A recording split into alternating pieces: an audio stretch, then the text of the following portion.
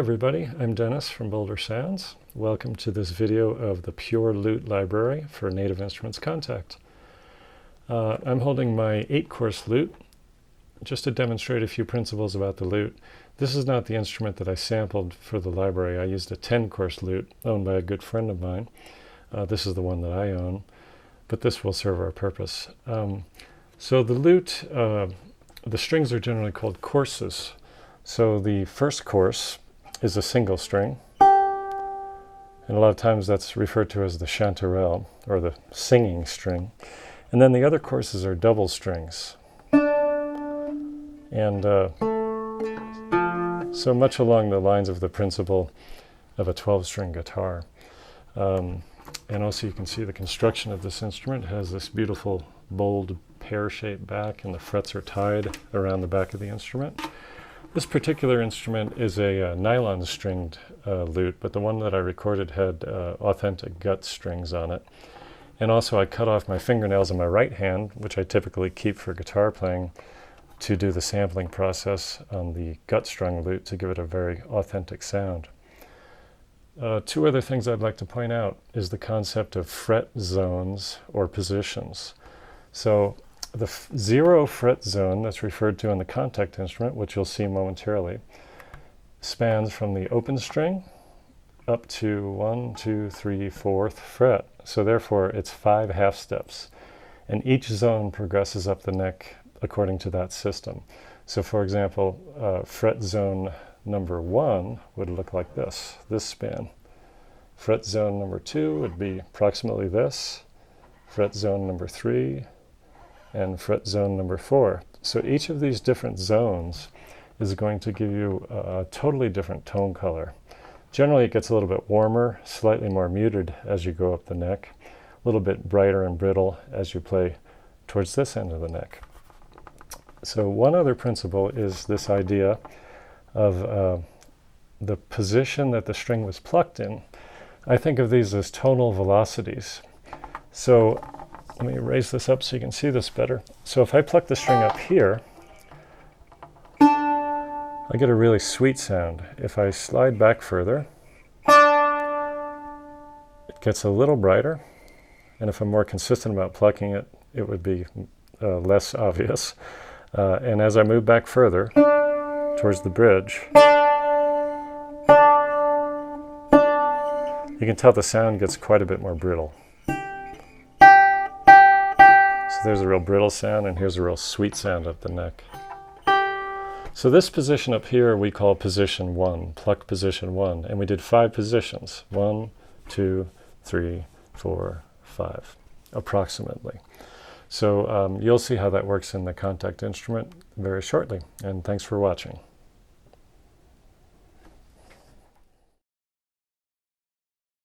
So here we are in the instrument panel, and we're using the Articulation page. Then here's the drop-down menu where you have various sub-pages of the instrument panel, but we'll use the Articulation page for now.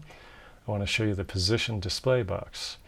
The fret zone is set at 0 position, which is what I showed you on the lute at the very top of the neck. And then here we have a display for what string is being played. We'll call it a string instead of a course, just for sake of simplicity. So keep your eye on this display.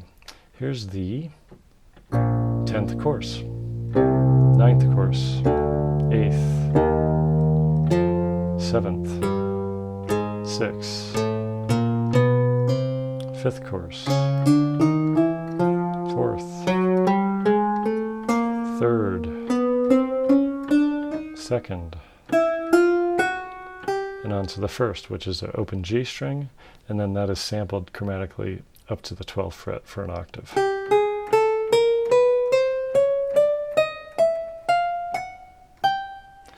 So the open strings of the lute, when we're in fret 0 position, if you have that setting of fret 0, when you play a G, this G, you'll get an open string, C, and F, A, D, and open G.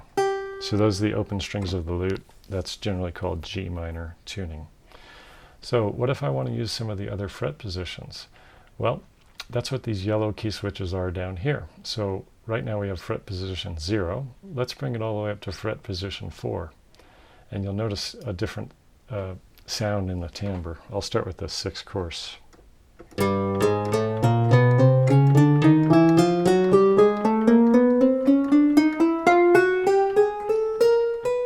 And if you notice the string display, it showed you exactly what was being used there. Here's fret position number 2.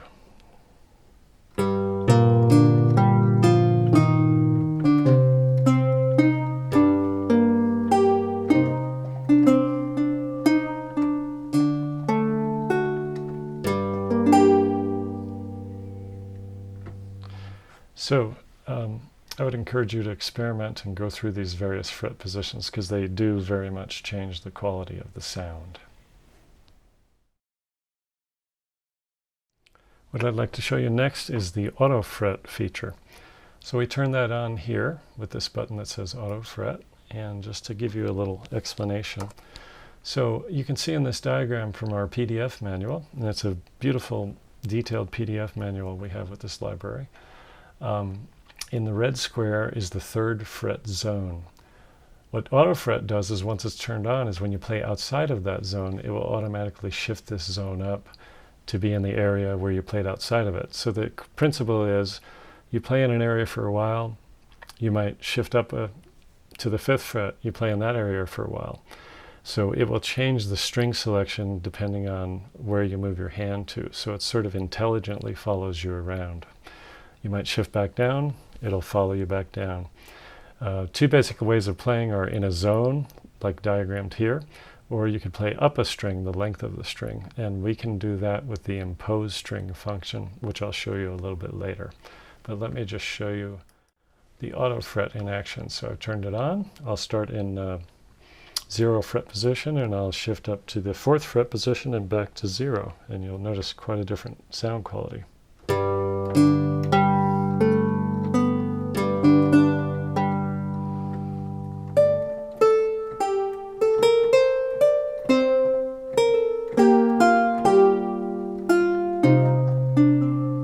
Sorry, I shifted to 3rd fret position, but it's the same principle. Here's back to the open position.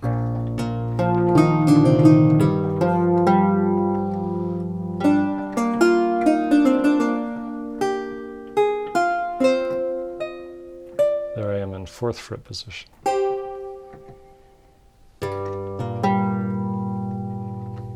So that's a really nice feature. It really gives you a realistic tonal emulation of the way a player really plays the instrument.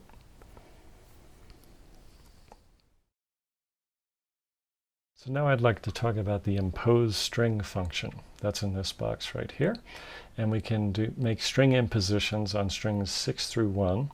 We don't do it on the lower courses because traditionally those strings are played open anyway, so they're not sampled up the length of the instrument.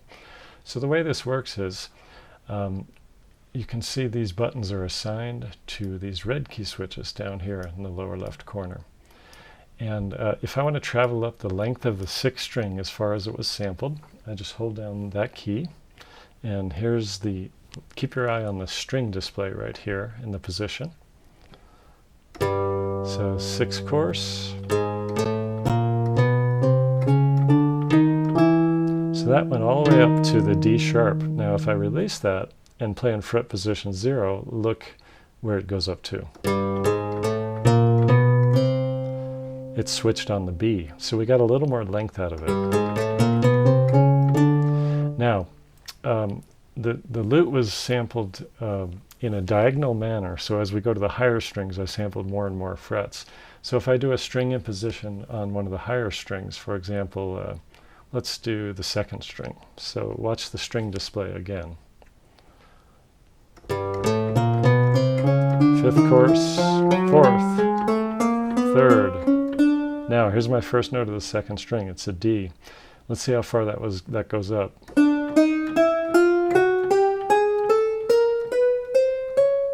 So that's a very different sound quality than if I go back to fret position 0. Listen to the difference.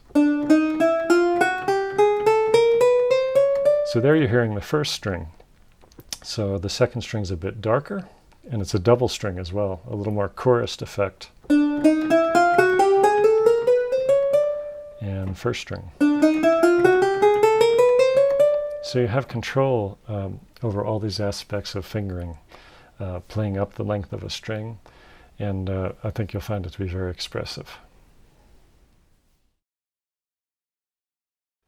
Now I'd like to talk about the pluck position of the string.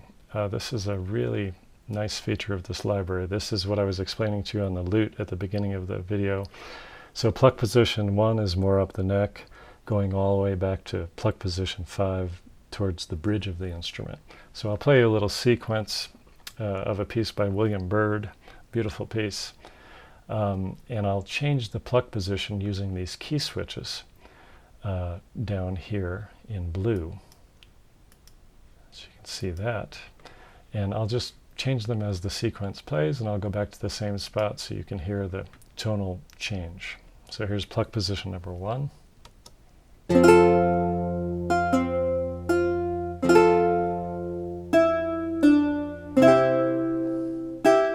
Here's pluck position number 2.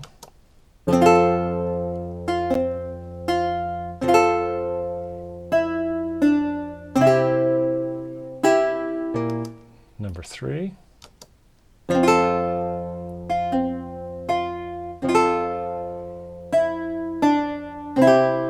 So getting more brittle. Here's pluck position number 4.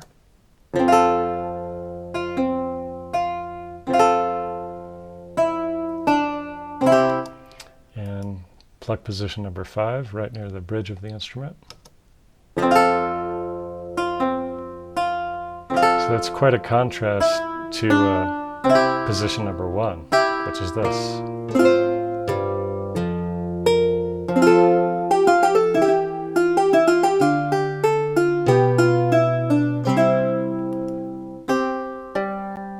There's number 4, number 1, 5. So you could have your sequence in your DAW all set up and then play the sequence back and scroll through these different pluck positions and choose a tone color, maybe for a specific phrase, change the tone color for a different phrase, and so on. Now, you're not locked into it using it just like that. You can use it dynamically as well. So what I mean is if you turn velocity button on below the pluck, what that then does is the pluck position changes according to the velocity that you play. So, for example,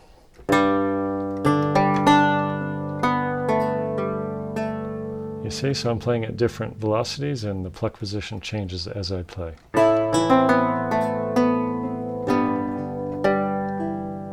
So if I play very gently, I'll get more pluck position number 1.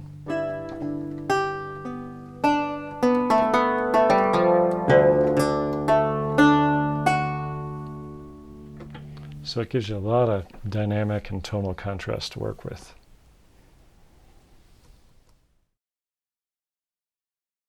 So this idea of controlling the pluck position through velocity is very powerful. What if you don't particularly care for where the velocities are set for the various positions? Well, you can change them and save presets of your own creation. So what you do is you go to this drop-down menu in the bottom right corner, choose the settings page, and we have a pluck position column. And make sure the velocity button is turned on. If it's not, you'll see this menu below it disappears. So we turn it on, and what we're seeing right now are the current pluck velocity levels we're using. You're not seeing layer number 1 because we know that starts at velocity 1 and it goes up through the bottom of layer number 2, which is 24. Layer number 2 goes from velocity of 25 up to 50 and so on. The highest 5th position pluck is from 103 all the way up to the 127. So if we don't particularly care for this, we can change these numbers by just selecting them and dragging them around, and the neighboring numbers will automatically change. I'll show you that in just a moment, but here's a preset that is slightly different. So we can choose preset number 1, and you can see the values have changed for the different pluck position velocity levels. So what if I want to change this? Well, I can just select layer number 2, and I'll make this a little higher, dragging it up to 55, layer number 3. Let's go up. Now if I exceed the number that's above it, watch what happens. You see, it changes as well. So let me bring it back to 100. We'll take this down to 101. So you don't want to leave any gaps there. And then we'll bring this up to 110. So we have a slightly different velocity curve response triggering the positions. Okay, so if I really love that, what I do is there's this drop-down menu that says Save Preset. Click on that, and I can save this as preset number 1 or 2 or whatever. I'll save it as preset number 2. And you can create your entire bank and with different velocity responses, and then you can save the bank or load the bank, set as a default bank. You can reset all your parameters here with the reset command as well. So I will save that as preset number 2, and there it is. And if I go back to preset number 1, there's were my previous settings. So that's how you create your own velocity curve to select the pluck position.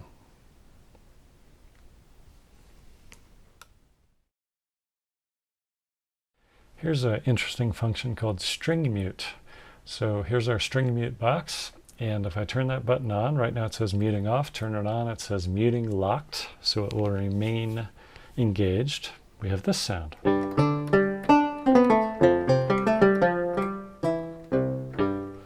If you want less muting, I can go counterclockwise all the way down to a setting of 1. So not as quick of a decay, or I can go all the way clockwise to 20 and have a great deal of muting. And of course this could be controlled in real time if you assign this knob to a CC number. So let me turn that back to its original setting, and I'll turn that off. And to go back to the default setting, command click on the Mac, control click on the PC. Below that we have harmonics. So just turn the harmonic locked button on.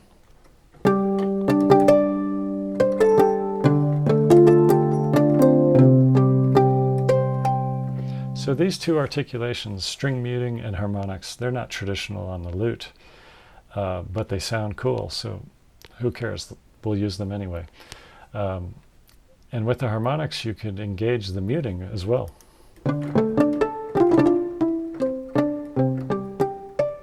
Right, and that's true.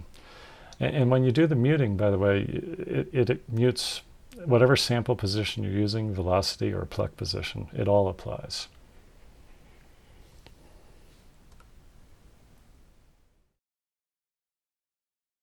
So still on the instrument panel, we have a column called Attack/Art. Art stands for articulation. We have 2 buttons, which you can set independently to different articulations of the attack of a note. So for example, here's my basic sound. If I turn on, with a key switch, articulation number 1. So it's got a little softer attack to it. Here's articulation number 2. Just a different quality. So where are those settings made? Well, they're made on the settings page. And what you can do here is you turn on a button, you lock it, and there it shows you the parameters of articulation number 1. The attack is 8.4 milliseconds. So what if I want to slow that down even more? So I'll increase that. And I have control over the attack curve as well as the sample start. So I can start a ways into the sample, which would give me a slightly darker quality. You can almost get a fretless kind of sound. And these, of course, you could control in real time as well. Articulation number 2, I just click on it, lock it, and it shows me the parameters that correlate to that sound. Once I get a sound I like, I can just simply, just as before, save it as a preset, create my own bank of articulations. So I'll show you this with a scale passage from a sequence. Here's an example of how you might use the Art 1 and 2 buttons. I used this in making some of the demo sequences and found it to be really effective on scale passages to give them a softer edge and more musical sound. So here's the passage we'll be working with.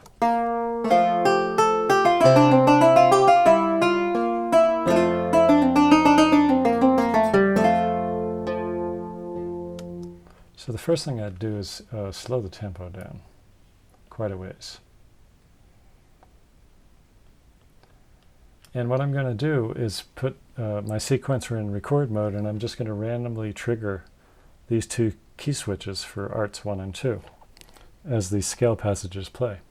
We might get some glitches. For some reason, Logic is glitching with this screencasting software, and it's kind of annoying. So I apologize for that, but you'll still get the idea. Oh, and keep your eye on the Art 1 and 2 button here as I trigger them.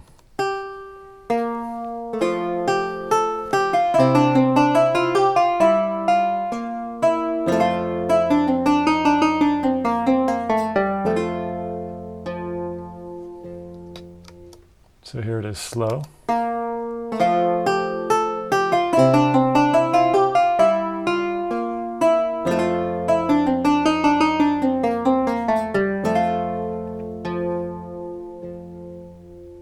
And now at tempo, let's get it back up to tempo.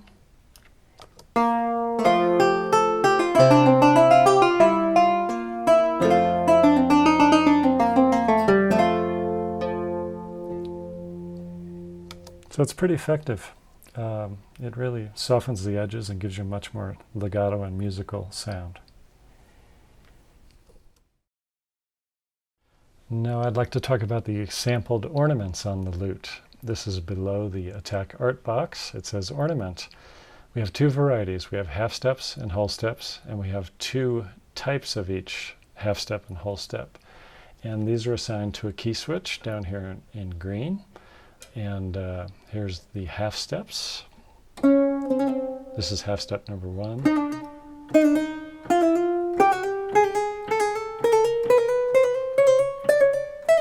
And these were just sampled on the first 3 strings of the lute. That's traditionally where you hear them most frequently.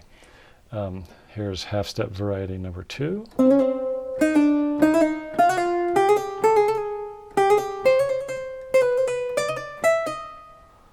Okay, and we can also increase the speed of the ornament by using this knob. We can go all the way up to 250%.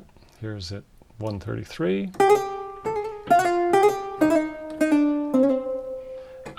Here's some of the whole step ornaments. Let me slow it down a bit.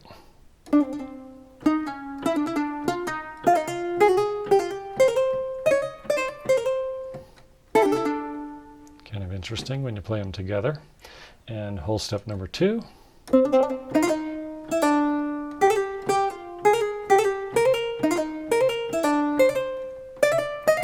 So the execution of the ornaments is a little bit random, but it's fun to play with. The half step 1 and half step 2 are actually divided into ornaments that are more trills or mordents.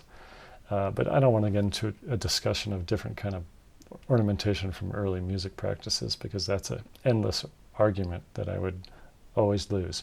But anyway, they're there for you to play with, and they're a lot of fun. You can actually create a very interesting kind of world music vibe of like an oud sound, which is a fretless lute, using some of these ornaments and using some of the articulation settings to have a kind of a slower attack of a fretless instrument.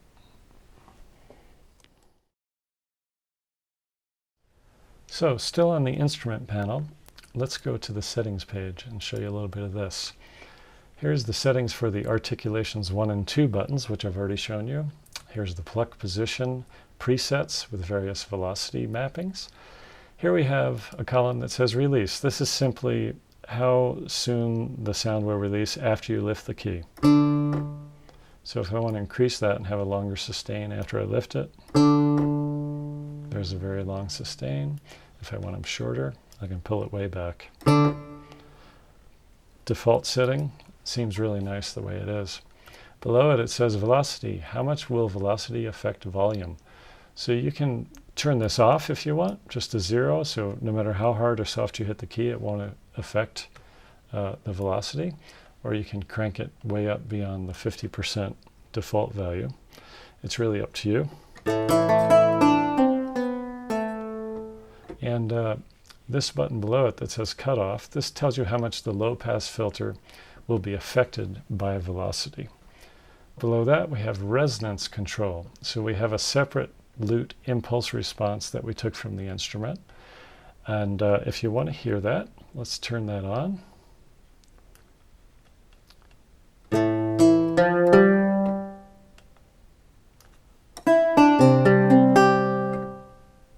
So you hear that little singing quality afterwards? Let me turn the space convolution off so you can hear it by itself. Let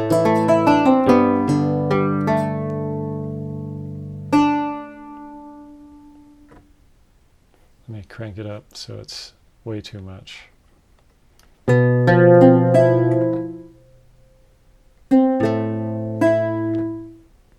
So there's that kind of singing sound in the background, and that's the actual resonant sound of the body of the lute itself.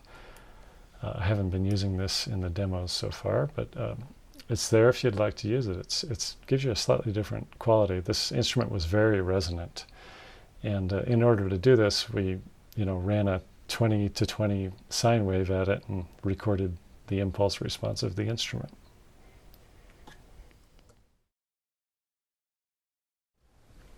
So still on the instrument panel, let's go to a very important page via this drop-down menu on the lower right.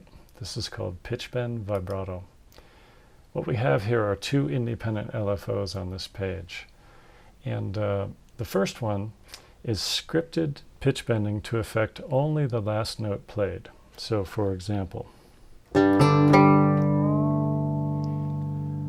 so I played two notes, the third note, the two notes below it were still ringing. I bent the third note. It did not bend the lower notes.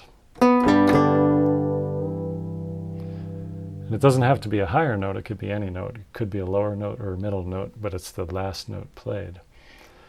What if I want vibrato to kick in once I reach that maximum bend point with my mod wheel? Well, then I turn on this button that says Pitch Bend Vibrato off, turn it on, and we can now have this effect.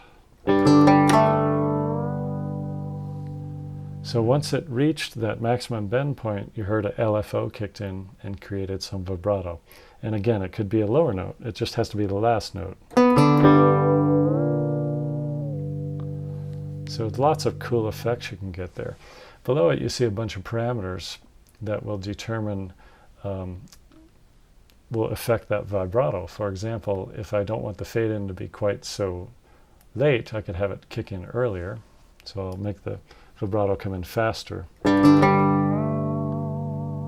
Right? If I want it more intense, I can increase the frequency with the amount.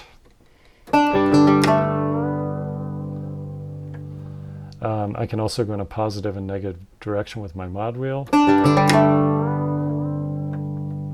Create some interesting effects.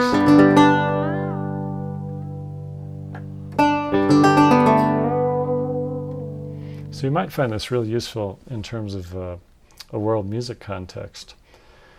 Down here on the drop-down menu, you have a bunch of waveforms to choose from. As you go towards waveform number 7, the setting of the wave is a bit more extreme. Another thing I'd like to point out here is the pitch bend direction. So if I move my mod wheel in a positive direction, it's set to bend 2 half steps upward. If I use it in a negative direction, it's set to 3 half steps still upward, because typically when you bend a string of a guitar, the pitch can only go up. It can't go down. But since we are in the virtual world, we certainly can make it go down. So that would sound something like this.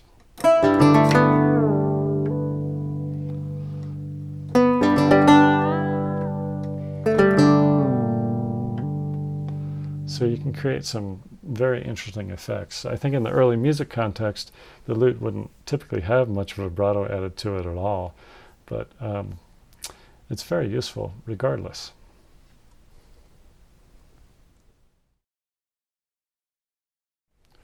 So in this column labeled vibrato, this refers only to vibrato, not to pitch bending. This is a separate LFO. Notice it's set to last note held, or last held note, or I can choose global, but for right now I'll use last held note. And last held note is important to understand. It means you're physically holding the note down on the keyboard. If you release it, it won't be affected. So for example, here's 2 sustaining notes, and then I'll leave my 3rd note down and I'll trigger my mod wheel.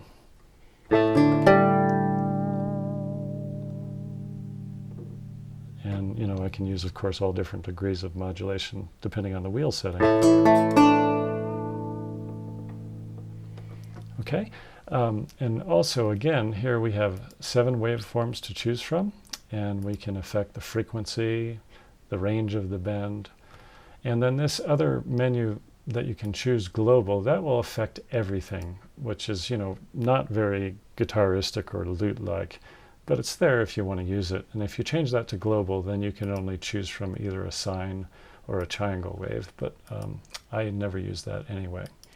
So that's a very cool feature. So if you use these different LFOs in combination with each other, you can get some pretty wild sounds.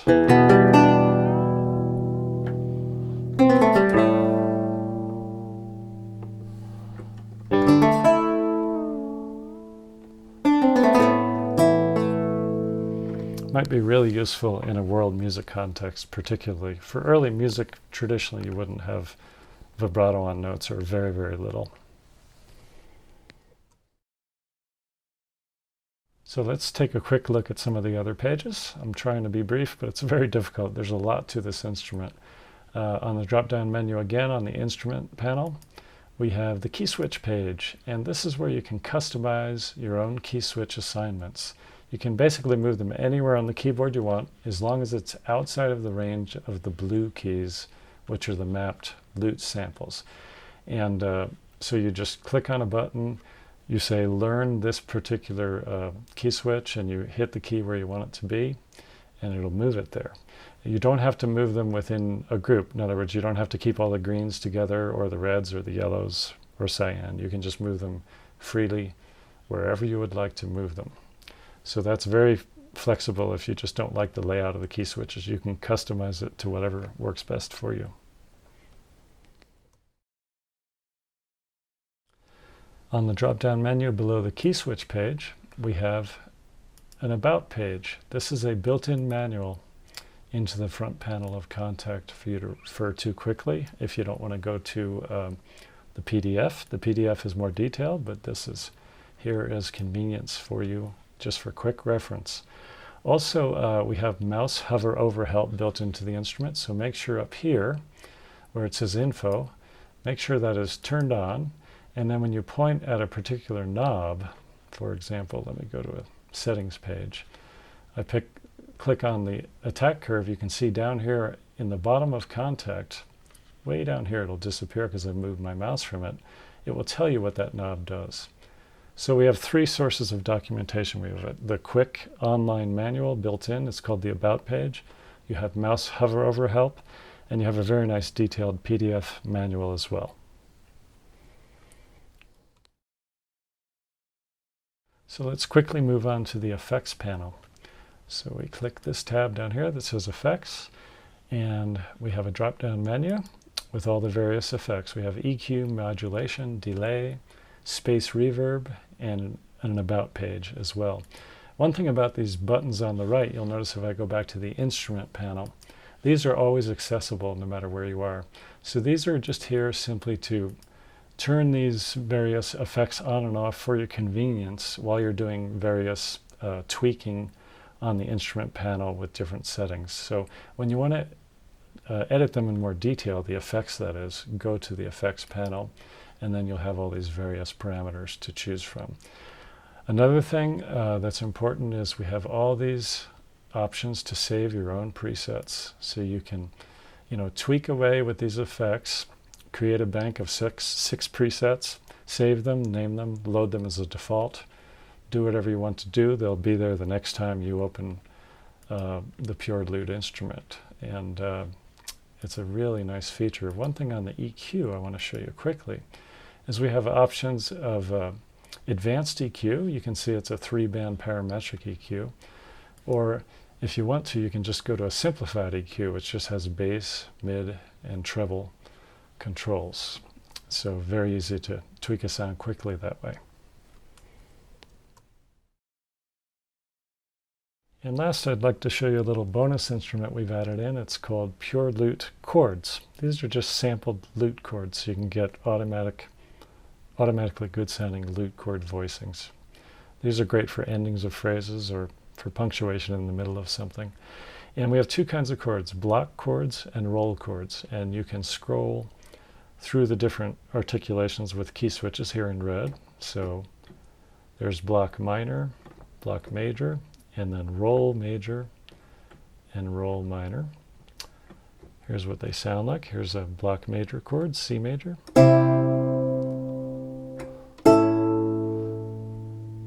Here's a minor block. Here's some roll chords. Those are majors and minor rolls.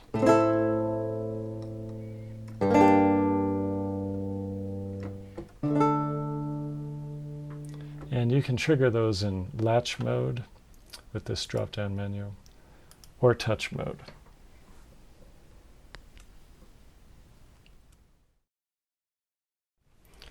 So I think that pretty well covers the major points of the library.